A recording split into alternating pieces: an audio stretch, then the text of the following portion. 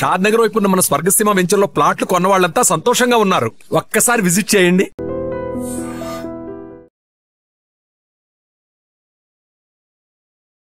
సంబంధాలు ఎంత అడ్డగోలు వ్యవహారాలకు దారితీస్తున్నాయంటే అడ్డొచ్చిన వారిని కూడా అంతమొందించాలనే ఉద్దేశంతో సుపారీ హత్యలు చేయడానికి కూడా బరి తెగిస్తున్నటువంటి వైనాలు. ఇప్పుడు అనకాపల్లి జిల్లాలో కూడా ఇలాంటి దారుణమైన ఘటన జరిగింది. ఎస్ రాయవరం తిమ్మాపురంకి చెందినటువంటి ఒక మహిళ వేరొకరితో వివాహేతర సంబంధాన్ని కొనసాగిస్తోంది. అతని పేరు పైడిరాజు, ఆమె పేరు మురుగేశ్వరి. వీరిద్దరి వ్యవహారం గురించి ఆమె భర్తకి ఒక వ్యక్తి చెప్పాడు అనే కారణంతో ఆ వ్యక్తిని సుపారీ ఇచ్చి మరీ హత్య చేయించాలని చెప్పి ప్రియుడితో కలిసి పన్నాగం పడింది. అయితే గత 4 రోజులుగా ఈ టీం అంతా కూడా ఈ ఎవరైతే భర్తకు ఆమె గురించి చెప్పేశాడు అనేటటువంటి వ్యక్తి ఉన్నాడో అతను ఒక విలేకరిగా తెలుస్తోంది. అతన్ని హత్య చేయించాలని చెప్పేసి సుపారీ ఇచ్చి మరి కొంతమంది గ్యాంగ్ని ఏర్పాటు చేసుకున్నారు. భారీగానే స్కెచ్ వేశారు. అయితే అది కాస్త బెడిసి కొట్టడంతో అసలు విషయం బయటకు వచ్చి ఇప్పుడు వీరంతా కూడా కటకటాల పాలయ్యారు. సో ఈ కేసుకు సంబంధించి ఈమె మురుగేశ్వరితో పాటు ఆమె ఎవరితో అయితే రిలేషన్ కొనసాగిస్తుందో ప్రియుడు పైడిరాజుతో పాటు మరొక ముగ్గురిని, మొత్తం 5గురిని పోలీసులు అరెస్టు చేసి రిమాండ్కు తరలిస్తున్నారు. నర్సీపట్నం డిఎస్పీ ఆధ్వర్యంలో సిఐఎస్ఐ మొత్తం టీమ్గా ఫామ్ అయి మొత్తం ఈ సుపారీ గ్యాంగ్ అయితే అదుపులోనికి తీసుకోవడం జరిగింది. తిమ్మాపురానికి చెందినటువంటి మురుగేశ్వరి అనే మహిళ పైడిరాజుతో వివాహేతర సంబంధాన్ని కొనసాగిస్తున్నటువంటి విషయాన్ని మురుగేశ్వరి వాళ్ళ భర్తకు ఈ వ్యక్తి అంటే విలేకరి చెప్పడం వల్ల అక్కడ గొడవలు స్టార్ట్ అయ్యాయి. ఆ వ్యక్తి వల్ల కేవలం ఆ ఇరు కుటుంబాల మధ్య కూడా గొడవలు స్టార్ట్ అయ్యాయి. చాలా డిస్టర్బెన్స్ క్రియేట్ అయిందనేటటువంటి కక్ష పెంచుకున్నటువంటి మురుగేశ్వరి ప్రియుడితో కలిసి ప్లాన్ వేసింది. సుపారీ ఇచ్చి మరీ అతన్ని హత్య చేయించాలని టార్గెట్ పెట్టుకుంది. అయితే ఈ ప్లాన్ ఎలా బెడ్స్ కొట్టిందంటే ఈ సుపారీ తీసుకున్నటువంటి అంటే ఒక వ్యక్తిని హత్య చేయడానికి డబ్బులు తీసుకున్నటువంటి ఆ గ్యాంగ్ వేరొక వ్యక్తిని కొట్టేశారు. కానీ అయితే అప్పుడు ఆమె నేను చెప్పిన టార్గెట్ వ్యక్తిని కాకుండా మీరు వేరొకరిని కొట్టేశారు, ఇప్పుడు నేను చెప్పిన వ్యక్తిని మీకు పక్కాగా చూపిస్తాను, ఆ విలేకరి ఇల్లు కూడా నేను చూపిస్తాను, అతన్ని లేపేస్తేనే మీతో నేను కుదుర్చుకున్న డీల్ ప్రకారం డబ్బులు ఇస్తాను అని చెప్పింది. సో ఈ వ్యవహారం అలా ఒక 4 రోజులుగా నడుస్తున్న క్రమంలోనే పోలీసులకు ఇన్ఫర్మేషన్ కాస్త వెళ్ళింది. వీళ్ళు ఒక హైవేలో ఉన్నటువంటి ప్రకృతి రిసార్ట్ దగ్గర టీమ్గా ఫామ్ అయి డిస్కస్ చేసుకుంటూ ఆ విలేకరి పైన టార్గెట్ పెట్టారు అతన్ని హత్య చేయడానికి. సో ఈ క్రమంలోనే టీమ్గా ఫామ్ అయినటువంటి పోలీసుల బృందం వెళ్ళి వీరిని పట్టుకోవడం జరిగింది. ఇప్పుడు అరెస్ట్ చేసి రిమాండ్కి కూడా తరలిస్తున్నారు. మీడియా ముందు కూడా ఈ 5గురిని కూడా ప్రవేశపెట్టడం జరిగింది. ఇక్కడ అనకాపల్లి జిల్లాలో జరిగినటువంటి ఒక్క ఘటనే కాదు, ఈ మధ్య కాలంలో మనం చూస్తున్నాం వివాహేతర సంబంధాల వల్ల హత్యలు, ఆత్మహత్యలు విపరీతంగా పెరుగుతున్నాయి. అడ్డొస్తున్న వారిని కూడా అడ్డు తొలగించుకోవాలనేటటువంటి దురుద్దేశంతో ఏకంగా డబ్బులు ఇచ్చి మరి సుపారీ ఇచ్చి మరి హత్యలు చేస్తున్నారు. సో ఇందులో ఎంతోమంది ఇన్వాల్వ్ అవుతున్నారు. ఆఖరికి మహిళలు కూడా ఇందులో ఇన్వాల్వ్ అయ్యి ఉండటం మరీ విశేషంగా ఉంది కదా. ఇక్కడ ఈమె పైన కూడా గతంలో కొన్ని కేసులు ఉన్నాయంట. ఈ 5గురు అరెస్ట్ అయినటువంటి 5గురిలో కూడా మరికొంతమంది పైన కూడా 2-3 కేసులు ఉన్నట్టు కూడా పోలీసులు డీటెయిల్గా చెప్పడం జరిగింది. సో ఇక్కడ మనం చూడొచ్చు కేవలం వీళ్ళు అడ్డగోలు వ్యవహారాలు ఎంతవరకు దారితీస్తున్నాయంటే కుటుంబాలు విచ్ఛిన్నమైపోతున్నాయి, కుటుంబాలు బయటకు వస్తున్నాయి, రోడ్డు పాలవుతున్నటువంటి పరిస్థితులు. ఒకవేళ ఆ మహిళకు పిల్లలు ఉండుంటే నా తల్లి ఇలాంటిదా అని వాళ్ళు ఎంత కుమిలిపోతూ ఉంటారు ఒకసారి మనం ఆలోచించాలి. పూర్తిగా ఇక్కడ ఈ సుపారీ తీసుకున్నటువంటి గ్యాంగ్కు సంబంధించి మిగతా 3 కావచ్చు, ప్రియుడు ప్రేయసి వీళ్ళిద్దరూ లక్ష్మణ్ అలాగే పైడిరాజు అలాగే మురుగేశ్వరి ఫ్యామిలీ కావచ్చు, అలానే ఇలాంటి భార్యతోన ఇప్పటి వరకు నేను కాపురం చేశాను అనేటటువంటి ఆలోచనలో ఉన్న అక్కడ భర్త పరిస్థితి కావచ్చు, మొత్తం ఎంతమంది డిస్టర్బ్ అవుతున్నారు, ఎన్ని కుటుంబాలు రోడ్డున పడే పరిస్థితి వస్తోంది. ఒక్కసారైనా వీళ్ళు ఆలోచిస్తున్నారా? అక్కడ ఉన్నటువంటి ఆ మోజులో పడుతున్నారు. క్షణికావేశంలో మనుషుల్నే చంపేయడానికి వీళ్ళు ఇంతలాగా భారీగా స్కెచ్ వేస్తున్నారు. డబ్బులు కూడా ఖర్చు పెట్టి హత్యలు చేయడానికి వెనకాడటం లేదు అంటే వీళ్ళ మైండ్ సెట్, వీళ్ళ ఆలోచన ఎంత దుర్మార్గంగా ఉందో కూడా మనం ఆలోచించవచ్చు. సో ఈ మధ్య ఎక్కువ శాతం వివాహేతర సంబంధాలు, ఆర్థిక పరమైనటువంటి సంబంధాల వల్ల ఎక్కువగా హత్యలు అయితే విపరీతంగా పెరుగుతూ ఉన్నాయి. పోలీసులు కూడా ఎక్కడికక్కడ కౌన్సిలింగ్లు ఇస్తూనే ఉన్నారు. మీరు క్షణికావేశాల్లో చేస్తున్నటువంటి నిర్ణయాలు, హత్యలు కావచ్చు, వీటి వల్ల పూర్తిగా మీ జీవితం నాశనం అయిపోవడమే కాదు, మీ పైన డిపెండ్ అయిన ఉన్నటువంటి ఆధారపడినటువంటి కుటుంబాలు, పిల్లలు, ఈ పరిస్థితులు ఏంటి, ఇప్పటి వరకు మీకున్న రెప్యుటేషన్ రోడ్డు పాలవుతోంది, సొసైటీలో మళ్ళీ మీరు ఎలాంటి ఒక బ్లాక్ స్పాట్ వేసుకుంటారు, ఇవన్నీ కూడా మీరు అసలు గమనించుకోగలుగుతున్నారా అనే విషయాలు కూడా. సో ఇక్కడ మనం చూడొచ్చు, 2 కుటుంబాల్లో తగాదా పెట్టాడు. తను వేరే వ్యక్తితో జరుపుతున్నటువంటి రిలేషన్ గురించి భర్తకు చెప్పేశాడు అనే కారణంతో ఆ మహిళ ఎంత దుర్మార్గపు ఆలోచన చేసింది.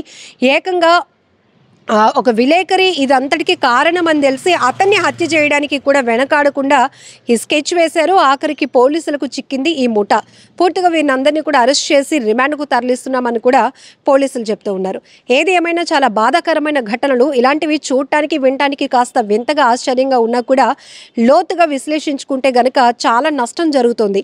ముఖ్యంగా ఇలాంటి వ్యవహారాల వల్ల కుటుంబాలు నష్టపోతున్నటువంటి పరిస్థితులు, ఆ తర్వాత వాళ్ళ పరిస్థితి ఎలా ఉంటుంది, పిల్లల పరిస్థితి ఏంటి, కన్న తల్లిదండ్రుల పరిస్థితి ఏంటి, ఇవన్నీ కూడా పూర్తిగా ఆలోచన విశ్లేషణలోనికి వెళ్తే చాలా బాధాకరమైన ఘటనలు జరుగుతున్నాయి. అవమానంతో మళ్ళీ కుటుంబ సభ్యులు ఏదొకటి చేసుకోవడం, ఇలా ఒకదానికి ఒకటి లింకప్ అయి జరుగుతున్నటువంటి హత్యా నేర ఘటనలు, ఆత్మహత్యలు కూడా చాలా వరకు ఈ కారణాల వల్లే జరుగుతున్న విషయాలు మనం చూస్తున్నాం. సో మీరేమంటారు కూడా కామెంట్ బాక్స్లో మెన్షన్ చేయండి. ఇది ఒక కిరాయి హత్యాయత్నం అండి. అందులో ఒకరి మీద అటాక్ చేయబోయి పొరపాటున మరొకరి మీద అటాక్ చేశారు. అంటే మిస్టేక్ ఆఫ్ ఐడెంటిటీ అంటారు దీన్ని. ఇది 11/7/25 రాత్రి మన కళ్యాణ మండపం దగ్గర జరిగింది. శ్రీనివాస కళ్యాణ మండపం జరిగింది. ఒకరిని కొట్టబోయి అక్కడ వాచ్మెన్గా ఉంటున్న ఈగరపడి నాగేశ్వరరావు అనే వ్యక్తిని తల మీద కొట్టి హత్యాయత్నం చేశారు. ఇందులో నిందితులు A1 మేడ్సిటి నూకేశ్వరి, ఈమెది ఎస్రాయవరం. A2 పైడిరాజు, బర్రె పైడిరాజు, ఇతనిది వీరవరపేట తుని. A3 సామ్యాలు ఎలియాస్ శ్యాము, ఇతనిది కూడా తుని. అలాగే A4 కేసరపూడి జాను ప్రసాద్ ఎలియాస్ శవాలు, ఇతను కూడా తుని కొండవానిపేట. అది A5 రాయుడు రాజ్కుమార్, ఇతను కూడా తుని జ్యోతినగర్.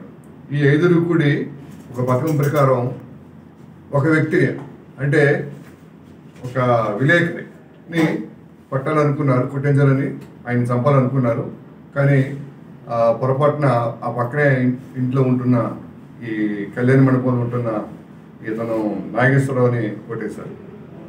దీనికి కారణం ఏంటంటే, ఇందులో A1 ఈమెకి పెళ్ళయింది ఒక వ్యక్తితో, అది పాయికిరాపేట చెందిన వ్యక్తి పెళ్ళయింది. అయితే వాళ్ళిద్దరి మధ్య డిస్ప్యూట్స్ వల్ల ఒక 3 years బ్యాక్ విడిపోయినారు.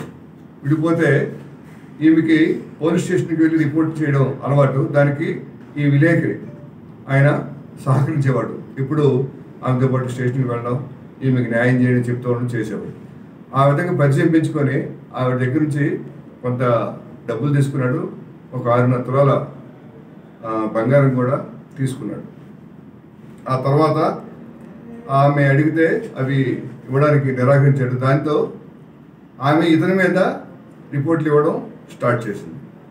అంతేకాదు ఇద్దరి మధ్య ఎప్పుడైతే వైరం పెరిగిందో ఆయన ఏం చేశారు, విలేకరి గారు ఈ మన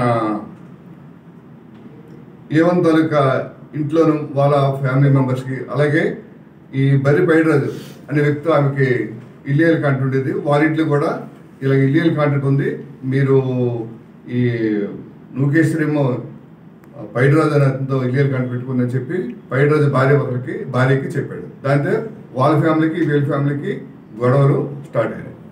వాళ్ళు ఏం చేసుకున్నట్టు ఇదంతకి కారణం మన విలేకరి కాబట్టి ఆయన్ని మనం వేసేయాలని చెప్పేసి ప్లాన్ చేసుకున్నారు. ప్లాన్ చేసుకుని 1 లక్ష రూపాయలకి ఒక కిరాయి వ్యక్తిని, ఒక ముగ్గురిని హైర్ చేసుకున్నారు. అంటే ఈ నూకేశ్వరితో పాటు ఈ ముంచుకున్న వ్యక్తి పైడిరాజుతో పాటు మరో ముగ్గురిని హైర్ చేసుకున్నారు. ఒక తుని దగ్గర వాళ్ళనే. వీళ్ళందరూ ఈ మన పైడిరాజుకి బాగా పరిచయస్తులు. ఆయన ముగ్గురిని హైర్ చేసుకుని 1 లక్ష రూపాయలకి ఒప్పందం చేసుకున్నారు.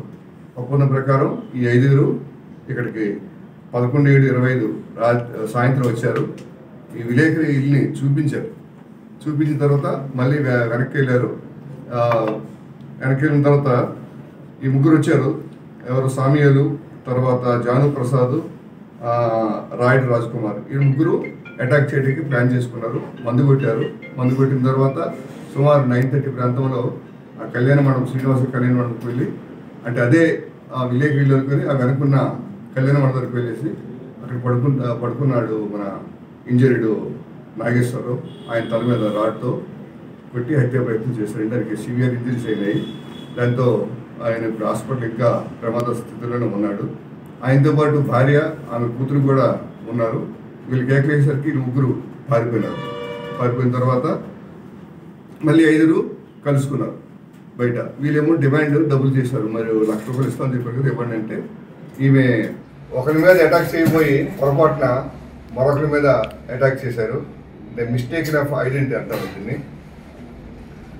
ఇది 11/7/25 రాత్రి మన కళ్యాణ మండపం దగ్గర జరిగింది. శ్రీనివాస కళ్యాణ మండపం జరిగింది.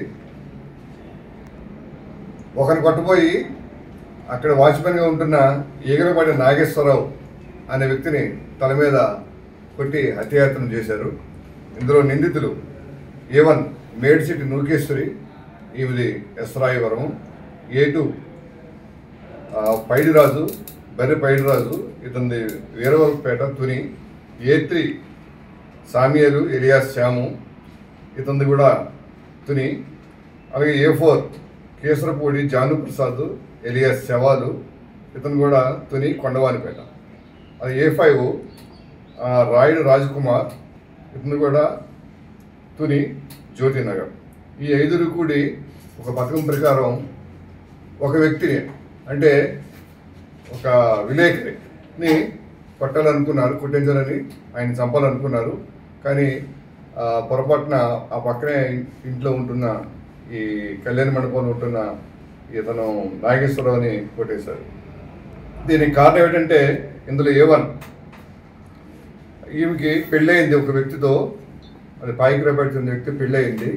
అయితే వాళ్ళిద్దరి మధ్య డిస్ప్యూట్స్ వల్ల ఒక 3 years బ్యాక్ విడిపోయినారు.